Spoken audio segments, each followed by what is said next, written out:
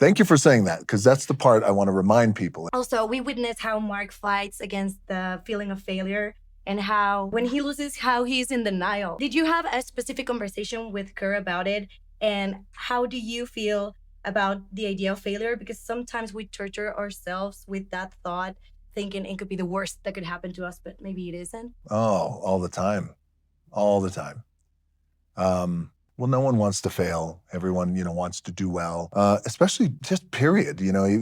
Famous or not famous, it doesn't matter. Like your shit's out there if you fail, right? And you just don't want that out there. But you realize a lot of times, and I realized that this over the years, and I just realized it again, that failing at something is oftentimes the best thing that can happen.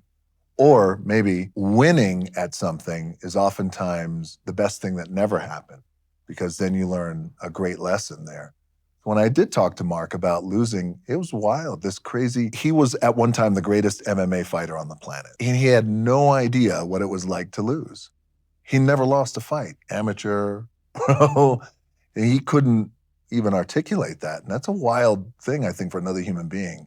So I talked to him about losing, and it was a bad combination, I think, of trying to reconcile with losing a fight, which he did, and then when drugs are involved.